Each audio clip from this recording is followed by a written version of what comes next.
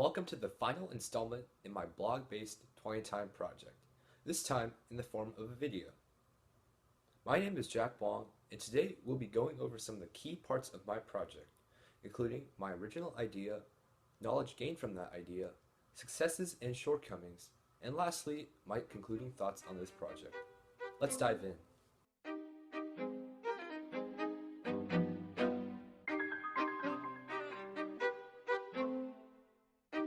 As you all know, this project is an emulation of an old Google policy in which workers could devote 20% of their time to personal endeavors, bringing out the creativity that could contribute to the website. For example, Gmail. When I was presented with this choice back in September, I knew exactly the topic that would suit me: finance.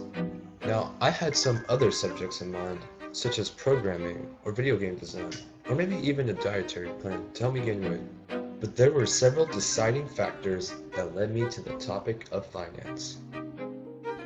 First off, business and finance have always been a part of my family, and it was my mother, who is an accountant with dreams of becoming a financial analyst, that pushed me in this direction.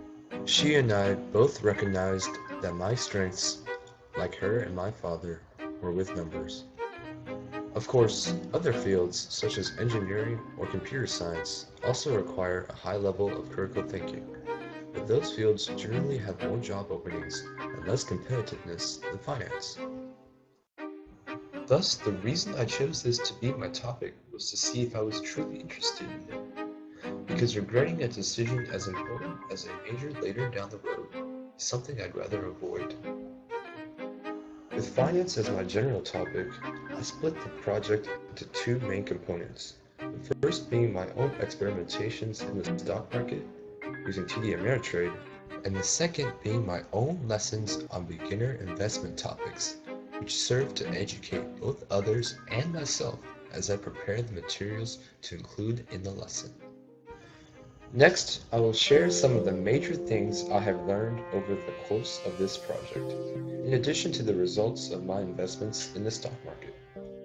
When people think about stocks and finance, they might recall depictions made by the media in movies such as The Wolf of Wall Street, which shows trading as a life of corruption and excess.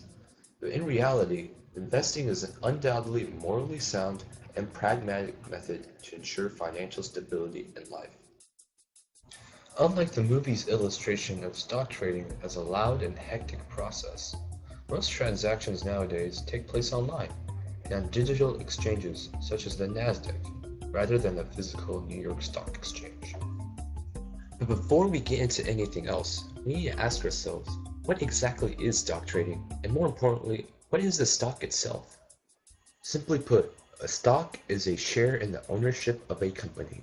This is considered a riskier investment because an investor has equal odds of suffering a loss as he has of making a profit, which is all dependent upon the company he holds the share in. So then, stock trading is just the physical or digital exchange of stocks for money and vice versa. However, most transactions require a medium called a stockbroker or brokerage. This can either be an in-person professional or an online website like TD Ameritrade.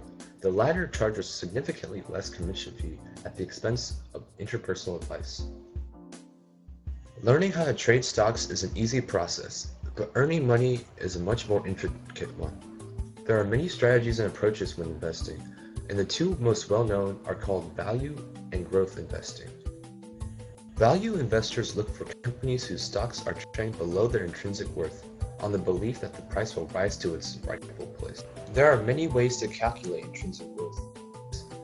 A famous advocate of this strategy is the billionaire investor Warren Buffett, who has grown his company's stock by 13% annually since 1967.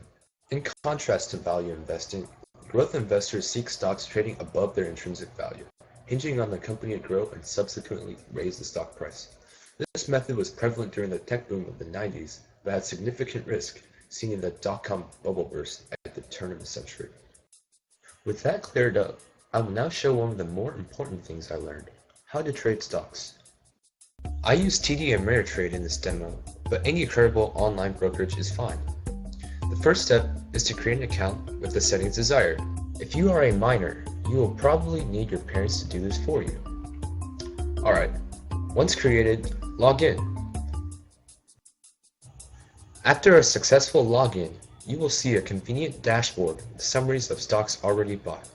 If you have no money in your account, you can simply go under the My Account tab and press Deposit Funds, where you will have a variety of options to deposit money into your account. Okay, so you've decided on a stock you like.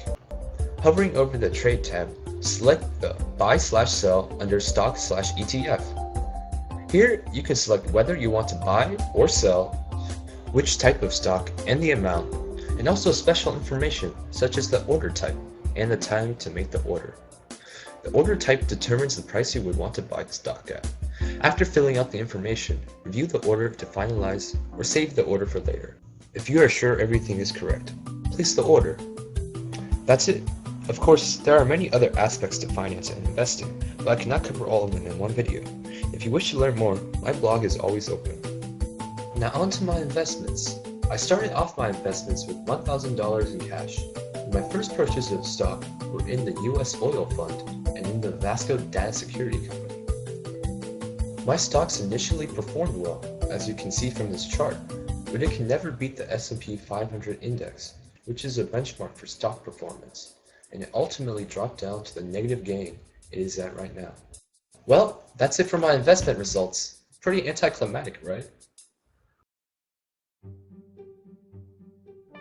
When I started out, I knew that I would face many challenges attempting this project, the main one being my ability to make any money.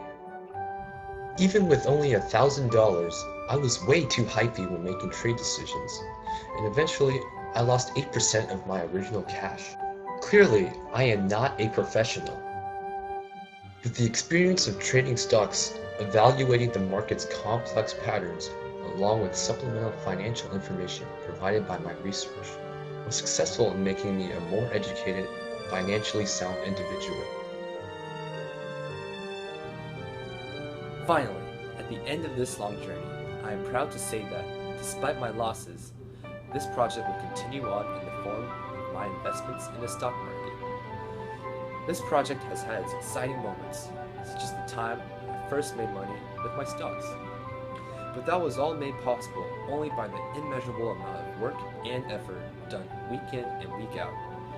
If I don't take anything away from this past 3 months that relates to finance, at least I will understand that chances of success only come at the cost of hard work. Thank you. Goodbye.